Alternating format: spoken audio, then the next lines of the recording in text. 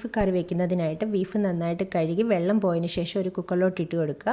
1 teaspoon ഇഞ്ചി വെളുത്തുള്ളി പേസ്റ്റും 1/4 ടീസ്പൂൺ മഞ്ഞൾപ്പൊടിയും 1/4 ടീസ്പൂൺ ഗരം മസാലയും ആവശ്യത്തിന് ഉപ്പും ചേർത്ത് നന്നായിട്ട് മിക്സ് ചെയ്ത് കുക്കറിൽ വെക്കുക. അതിനുശേഷം അടികട്ടിയുള്ളൊരു പാത്രം എടുത്ത് 4 ടേബിൾ സ്പൂണോളം വെളിച്ചെണ്ണ ഒഴിച്ച് നാളികേരക്കൊത്ത് ഇതിലേക്ക് ഇടുക. നാളികേരക്കൊത്ത് ഓപ്ഷനിലാണ്, ഇട്ട കറിക്ക് ടേസ്റ്റ് കൂട്ടും. നാളികേരക്കൊത്തിൻ്റെ കളറൊന്ന് മാറി വരുമ്പോഴത്തേക്കിന് ഇതിലേക്ക് കടുകും 2 വറ്റൽമുളകും കൂടെ ഇട്ട് കൊടുക്കുക. ഇതും ഒന്ന് മൂത്ത് വരുമ്പോഴത്തേക്കിന് ഇതിലേക്ക് സ്ലൈഡ്സായിട്ട് അരിഞ്ഞ 4 മീഡിയം സൈസ് സവോളയും 20 കൊച്ചുള്ളിയും 4 പച്ചമുളകും കൂടെ ഇട്ട് നന്നായിട്ട് വഴറ്റുക. ഉപ്പിട്ട് കൊടുത്താൽ പെട്ടെന്ന് വഴന്ന് വരും സവോള. ഈ ഒരു സ്റ്റേജ് എത്തിക്കഴിയുമ്പം നേരത്തെ ചേർത്തതിൻ്റെ ബാക്കി 1 ടീസ്പൂണോളം ഇഞ്ചി വെളുത്തുള്ളി പേസ്റ്റും അതും ഇട്ട് അതിൻ്റെ പച്ചമണമൊന്ന് കളയണം. ഇതിലേക്ക് കരിവേപ്പിലയിട്ട് നന്നായിട്ട് വഴറ്റിയെടുക്കണം.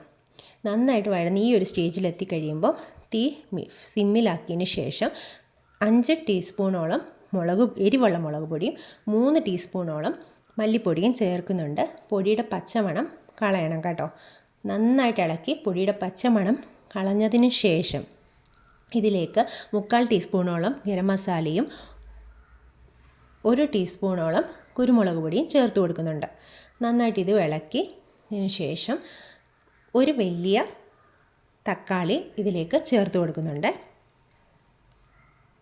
ഇതിന് ശേഷം ഇതും നന്നായിട്ടൊന്ന് വഴന്ന് വരുമ്പോഴത്തേക്കിന് ഇതിലേക്ക് നമ്മൾ വേവിച്ച് വെച്ച ബീഫ് ഒഴിച്ചു കൊടുക്കുന്നുണ്ട്.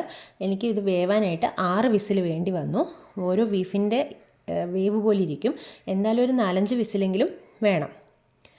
ഇതിലേക്ക് ഞാൻ ബീഫ് വെന്ത വെള്ളമാണ് ഒഴിച്ചു കൊടുക്കുന്നത്. അടച്ചു വെച്ച് വേവിക്കുന്നുണ്ട്. ഇടയ്ക്കൊന്ന് ഇളക്കി കൊടുക്കണം. ബീഫിനകത്തെ വെള്ളമേ ഉള്ളൂ, ഞാൻ വേറെ വെള്ളം ഒഴിച്ചു കൊടുത്തിട്ടില്ല.